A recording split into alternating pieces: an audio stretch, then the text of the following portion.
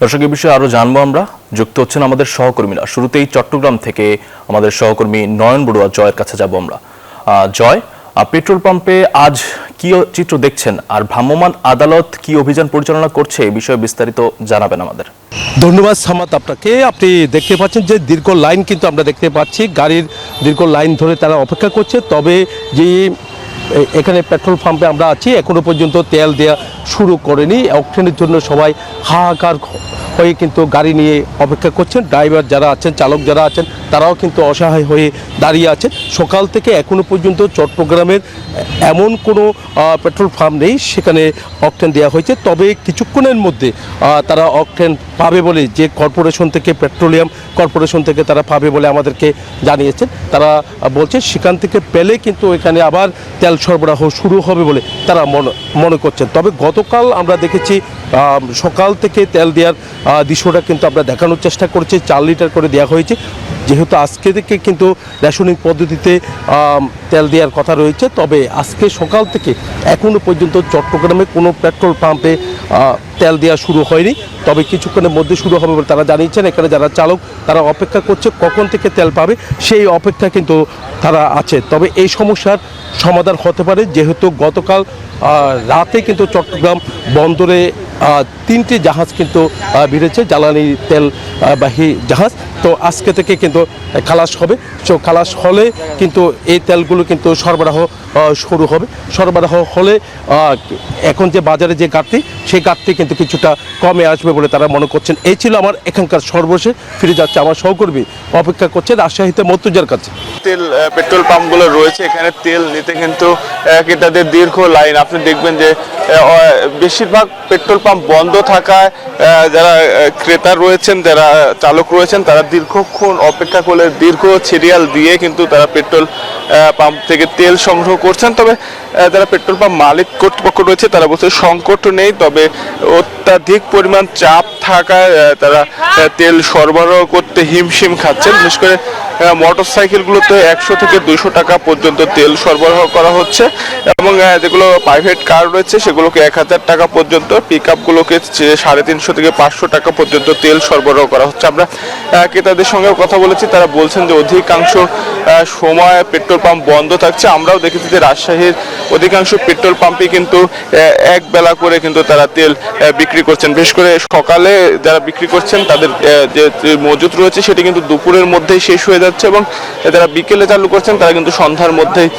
তাদের বিক্রি শেষ করছেন। তবে কর্তৃপক্ষ বলছে যে কোনো সংকট নেই, মাত্রাতিরিক্ত তেল কিনছেন ক্রেতারা, চালকরা, যে কারণে সাময়িকভাবে সরবরাহের সংকট সৃষ্টি হয়েছে। এর পাশাপাশি পেট্রোলিয়াম ওনার্স অ্যাসোসিয়েশন বলছে যে ডিলারের বাইরে যে প্রান্তিক লেভেলের তেল সরবরাহ সেটি পুরোপুরি বন্ধ রয়েছে। এই ছিল রাজশাহী থেকে সর্বশেষ। যশোর থেকে, কুষ্টিয়া থেকে আরো খবর জানাতে যুক্ত হচ্ছেন সহকর্মী লালন। আমরা যাচ্ছি লালনের কাছে। বিকাশ পেমেন্টে 10,000 টাকার বেশি অফার। শপিং চলছে তো। মর্তুজা, আপনি রাজশাহী থেকে যেমন জানাছিলেন, আমরা চট্টগ্রামের খবরও দেখলাম। কুষ্টিয়ার চিত্র কিন্তু একই রকম। কুষ্টিয়াতে অধিকাংশ তেল পাম্পই কিন্তু আসলে বন্ধ রাখা হয়েছে। কারণ হিসাবে পাম্প কর্তৃপক্ষ যে বিষয়টি বলছে, তারা চাহিদা মতো তেল ডিপো থেকে সরবরাহ পাচ্ছেন না, যে কারণে মূলত এই পাম্পগুলো বন্ধ।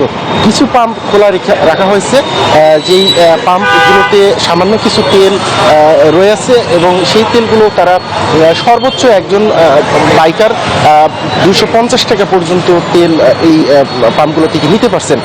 আমি যারা পাম্প কর্তৃপক্ষ বা কর্মচারী রয়েছে তাদের সাথে কথা বলেছি, তারা বলছেন যে ডিপো থেকে তাদের যে পরিমাণ তেল সরবরাহ করা হতো সেটি কিন্তু প্রায় অর্ধেকেরও কমে এসে ঠেকেছে, যে কারণে মূলত তারা এই চাহিদার তুলনায় তেল দিতে পারছেন না, এবং এই কারণে সংকট তৈরি হয়েছে। আমি যারা বাইক চালক রয়েছেন বা বিভিন্ন যানবাহনের চালক রয়েছেন তাদের সাথে কথা বলেছি, তারা যেটি বলছেন যে এই তেল সংকটের কারণে তাদের ব্যাপকভাবে আসলে সমস্যায় পড়তে হয়েছে। কারণ ঘন্টার পর ঘন্টা দাঁড়িয়ে থেকেও কিন্তু অনেক সময় তেল পাওয়া যাচ্ছে না, বা যা পাওয়া যাচ্ছে তা চাহিদার তুলনায় একেবারেই অপ্রতুল।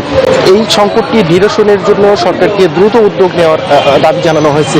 তবে আমি পাম্প কর্তৃপক্ষের সাথে কথা বলে যতটুকু জেনেছি, আছি। তারা বলছেন যে জ্বালানি ও খনিজ সম্পদ মন্ত্রণালয়, বিপিসি এবং ডিপো থেকে তারা যে তথ্য পাচ্ছেন সেটি হচ্ছে যে তেলের কিন্তু আপাতত সংকট কেটে যাবে খুব দ্রুতই। তারা বলছেন যে বাংলাদেশের জন্য যে তেল, সেই তেল কিন্তু রয়েছে এবং পর্যাপ্ত তেল রয়েছে, সেটি ডিপোতে পৌঁছলে ডিপো থেকে কিন্তু আসলে পাম্প গুলোতে সরবরাহ খুব দ্রুত স্বাভাবিক হবে এবং সেটি সম্ভব হলে কিন্তু এই সংকট কেটে যাবে বলে তারা জানিয়েছেন। এই ছিল কুষ্টিয়া থেকে। ফিরে যাচ্ছি বরিশালে, সেখানে অপেক্ষা করছেন আমাদের আরেক সহকর্মী মিরনের কাছে। লালন, আপনি যেমনটা জানাচ্ছিলেন কুষ্টিয়ায় যে পেট্রোল পাম্পে দীর্ঘ লাইন দিয়ে গ্রাহকরা যে তেল নিচ্ছে তার খবর আমি আছি বরিশালেও কিন্তু একই অবস্থা। আমরা গতকালকে যেমনটা দেখেছি তার চেয়ে কিন্তু আজকে আরও পরিস্থিতি আরেকটু সংকট হয়েছে। আমরা গতকালকে দেখেছি পেট্রোল পাম্পগুলোতে 200 টাকা করে পেট্রোল দিতে প্রত্যেক মোটরসাইকেলকে, কিন্তু আজকে আমরা দেখলাম যে প্রথম লেখা ছিল তেল নেই, পরবর্তীতে তেল দেওয়া শুরু হয়েছে এবং তারা 100 টাকা হারে কিন্তু তেল দিচ্ছেন এবং এই তেল না পেয়ে কিন্তু গ্রাহকরা দুর্ভোগে পড়ছেন বলছেন অনেকেই। যেমনটা বলেছেন যে 100 টাকার তেলে তো আসলে চলা খুবই মুশকিল। অন্যদিকে পেট্রোল পাম্প মালিকরা বলছেন যে অনেকেই প্রথম দিন রাতেই যে ট্যাঙ্কি বোঝাই করে তেল নিয়ে যাওয়া মূলত একটা কৃত্রিম সংকট শুরু হয়েছে। তবে এরই মধ্যে আজকে রোববার, গতকালকে রোববার গেছে, আজকে রোববার তারা অলরেডি পদ্মা, মেঘনা এবং যমুনায় গাড়ি পাঠিয়েছে এবং তারা বলছেন যে হয়তো আজকে তেল দেওয়ার কথা আছে, তেল দিলে হয়তো পরিস্থিতি কিছুটা স্বাভাবিক হবে, কিন্তু শঙ্কিত না হওয়ার পরামর্শ দিয়েছে প্রশাসন। তবে বরিশালে কিন্তু আমরা এখন পর্যন্ত কোনো মোবাইল টিম বা মোবাইল কোর্টের কোনো উদ্যোগ আমরা দেখিনি, কিন্তু গ্রাহকরা বলছেন যে এই যে কৃত্রিম সংকট এটি দূর করবার জন্য অবশ্যই প্রশাসনিক নজরদারি বাড়ানো দরকার বলে তারা মনে বলছেন। এবং অন্যদিকে আমরা দেখছি যে অনেকগুলো পাম্প কিন্তু এখনও বন্ধ রয়েছে, তারা পেট্রোলই দিচ্ছে না, পেট্রোল, ডিজেল, অকটেন কিছুই দিচ্ছে না, তারা কিন্তু বন্ধ করে বসে আছে। তাদের কাছে আমরা জিজ্ঞেস করেছিলাম, তারা বলছে যে আমাদের পেট্রোল না থাকার কারণেই এই অবস্থা সৃষ্টি হয়েছে। যেমন আমাদের সামনে একটি পেট্রোল পাম্প আছে, সেখানে কিন্তু পেট্রোল নেই, পেট্রোল, ডিজেল, অকটেন কিছুই নেই বলে তারা জানিয়েছে, সেই কারণেই বন্ধ। যে পাম্পটিতে আমরা আছি সেখানে কিন্তু অকটেন নেই, কেবল পেট্রোল আছে, সেই পেট্রোল তারা চাহিদা অনুযায়ী দিতে পারছেন না। তারা বলছেন যে প্রত্যেককে তেল দিতে চান তারা, সেই কারণেই প্রত্যেককে 100 টাকা হারে তেল দিচ্ছেন এবং তারা বলছেন যে তাদের একটি গাড়ি পদ্মায় ইতিমধ্যে তারা পাঠিয়েছেন এবং সেখানে লাইনে আছেন। খুব শীঘ্রই সেখানে হয়তো তেল পেলে তারা তেল আবার সরবরাহ বাড়াতে পারবেন। তবে যে সংকটের কথা তেল পাম্পগুলো বলছেন, সেই সংকট বাংলাদেশে নেই এমনটা বলছেন কিন্তু বিপিসি বা তেল কোম্পানিগুলো। তারা বলছেন যে এখনও পর্যাপ্ত তেল রয়েছে, তবে মানুষকে হয়রানি না করার জন্য তারা পরামর্শ দিয়েছেন। অন্যদিকে বলছেন যে কোনো মূল্যে এই পরিস্থিতি স্বাভাবিক রাখার জন্য সবাই তৎপর রয়েছে।